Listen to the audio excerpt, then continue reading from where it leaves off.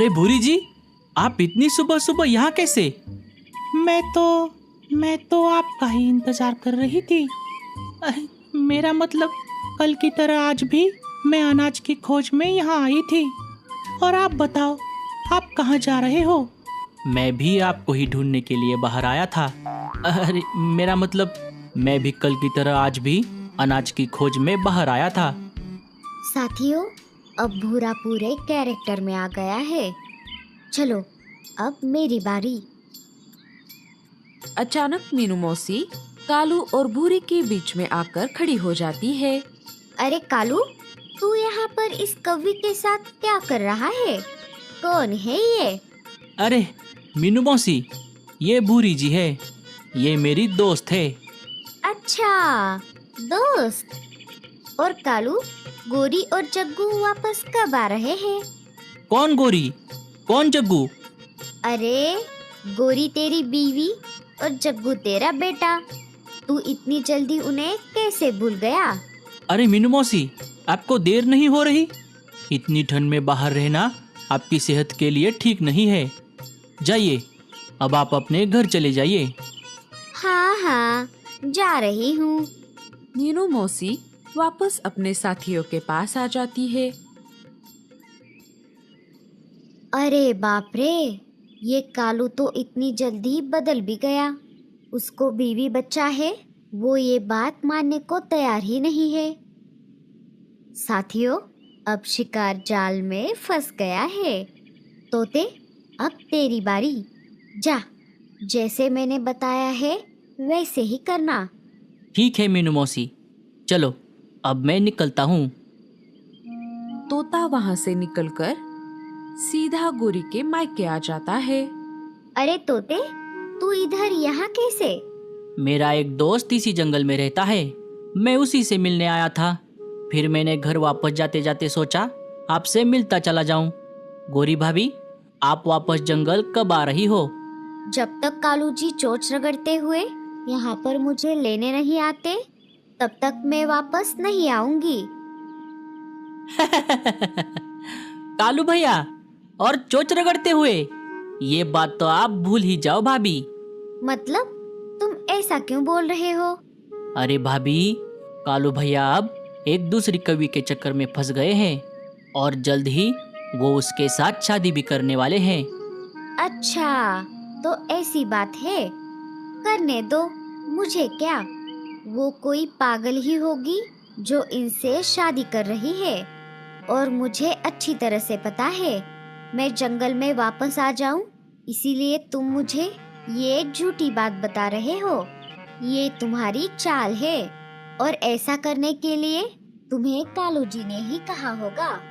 अरे भाभी, मैं झूठ क्यों बोलूँगा? कोई बात नहीं, अब आप ही डिसाइड करो कि आपको क्या करना है। चलिए, अब मैं चलता हूँ। तोता वापस जंगल में आकर मीनू मौसी को सारी बात बता देता है।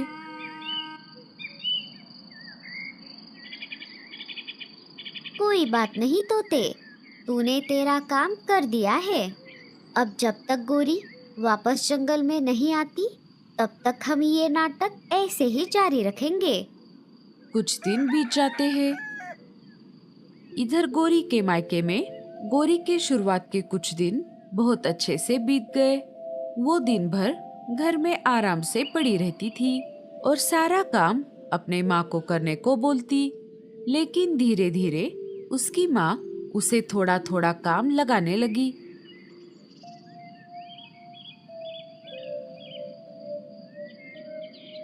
और देखते ही देखते अब घर का सारा काम गोरी को ही करना पड़ रहा है और बाहर का भी सारा काम गोरी ही कर रही है। ऐसे ही एक दिन गोरी अनाज लाने के लिए बाहर आ गई थी। बहुत देर तक अनाज ना मिलने की वजह से वो रोने लग गई। ये अनाज ढूंढना कितना मुश्किल का काम है। मैं जब मेरे ससुराल में थी तब सारा काम कालू जी ही करते थे। मुझे लगा था यहाँ आकर मेरी जिंदगी और बेहतर हो जाएगी। ससुराल की तरह यहाँ मायके में भी मैं आराम से रहूंगी। लेकिन यहाँ तो सब उल्टा हो गया। अगर कालू जी ने उधर सच में दूसरी शादी कर ली तो मैं तो गई काम से। इधर कालू भूरे से मिलने उसके घर आ जाता है और उसे बाहर बुला लेता है।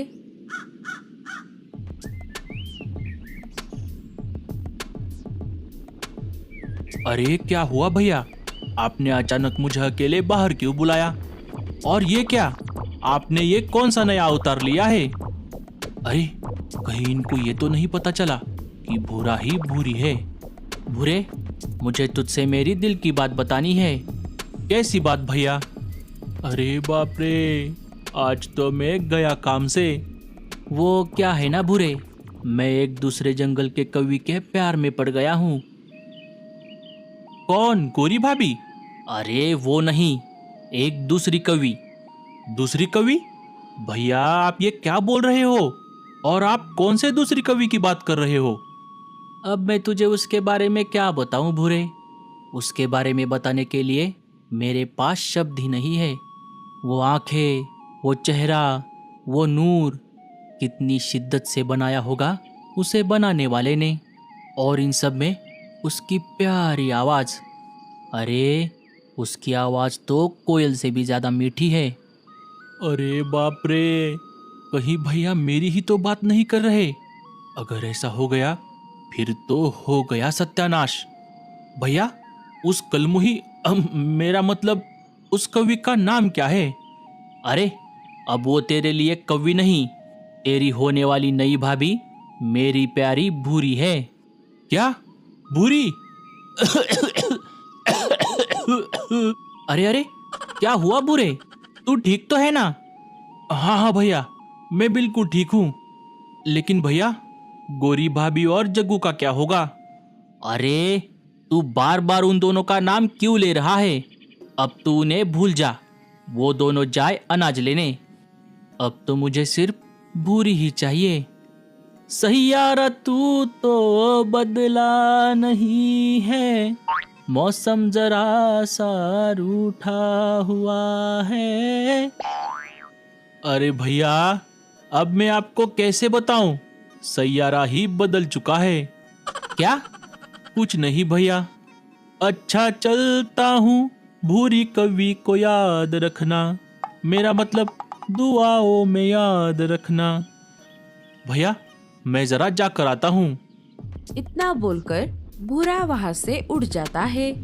हाय मैं मर ही जाऊं जो भैया से शादी हो जाए, मेरी तो पूरी वाट लग गई लग गई लग गई लग गई।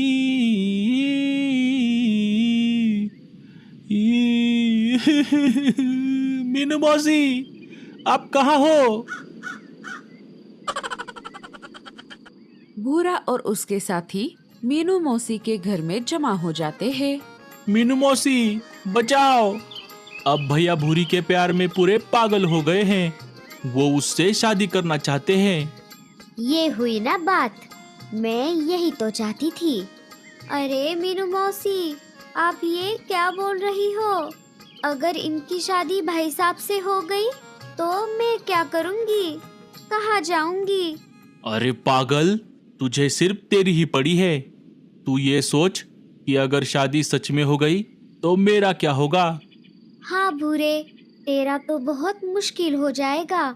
तुझे तेरी आगे की पूरी जिंदगी एक औरत बनकर रहना पड़ेगा। और पता है तेरी शादी कब होने वाली है? कब होने वाली है मीनू मौसी? कल दोपहर ठीक 12 बजे। मीनू मौसी के ऐसा कहते ही भूरा और रीमा जोर जोर से रोने लगते हैं। अरे मीनू मौसी, आप क्यों इन दोनों को परेशान कर रही हो? उन्हें हमारा आगे का प्लान बता दो। भूरे, रीमा, अभी मैं ये सब मजाक मजाक में बोल रही थी, अब तुम सब मेरी बात ध्यान से सुनो। मीनू मौसी आगे का सारा प्लान सबको बता देती है। अरे बाप रे मीनू मौसी, ये प्लान तो बहुत ही ज्यादा रिस्की लग रहा है। अगर कुछ इधर उधर हो गया तो? अरे कुछ नहीं होगा, ये मीनू का प्लान है। तोते, अब फिर से तेरी बारी। जा, तेरा काम करके आ। तोता फिर से गोरी के मायके आ जाता है। वो गोरी के घर के पास से गुजर रहा था। गोरी घर के बाहर ही बर्तन मांज रही थी। तोते को देखकर वो उसे अपने पास बुला लेती है।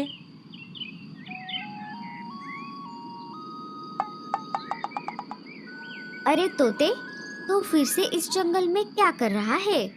कहीं कालू जी ने तुझे मुझ पर नजर रखने को तो नहीं कहा? अरे भाभी, क्या आप अभी भी उस गलतफहमी में जी रही हो? कालू भैया आप कभी भी यहाँ नहीं आएंगे और मैं तो इस जंगल में उनके शादी का न्योता लेकर आया हूँ। आखिर में मैं आपके पास ही आने वाला था, लेकिन कोई बात नहीं, पहला न्योता आपको ही देता हूँ। कालू भैया कल दोपहर 12 बजे हमारे जंगल के फंक्शन हॉल में एक दूसरी कवि के साथ शादी करने वाले हैं।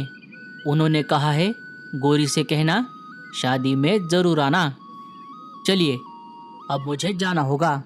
मुझे और बहुत सारी जगह न्योता देने जाना है। इतना बोलकर तोता वहाँ से चला जाता है।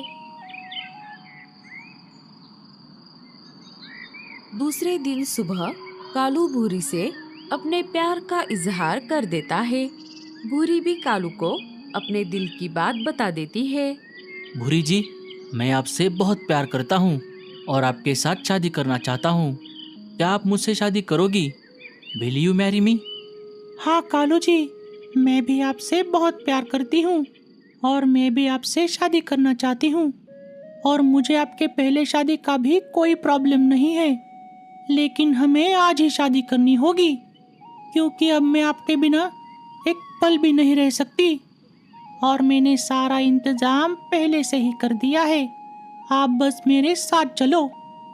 इधर गोरी जग्गू को लेकर सुंदरबन जंगल में वापस आ जाती है। घर आकर उसने देखा घर को तो बाहर से ताला लगा हुआ था। तभी रानू चिड़िया उसके पास आ गई। अरे गोरी, जग्गू, तुम दोनों वापस क्यों आ गए? अरे मेरा मतलब कब आ गए? अरे वो सब छोड़ो, तुम मुझे पहले ये बताओ, कालू जी घर को ताला लगाकर कहाँ गए हैं? अरे क्या तुम्हें किसी ने बताया नहीं? आज कालू भैया की शादी है। मैं अभी उसी तरफ जा रही हूँ। चलो चलो, तुम भी मेरे साथ चलो। इतना बोलकर रानू वहाँ से चली जाती है।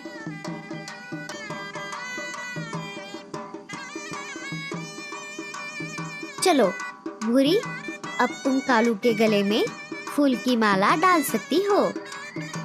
कालू, अब तेरी बारी। अरे ये गोरी भाभी कहाँ रह गई? कालू माला डाल ही रहा था, तभी गोरी जग्गू को लेकर वहाँ पर आ जाती है। ठहरो, ये शादी नहीं हो सकती। सारे गोरी की तरफ देखने लगते हैं। अरे क्यों नहीं हो सकती?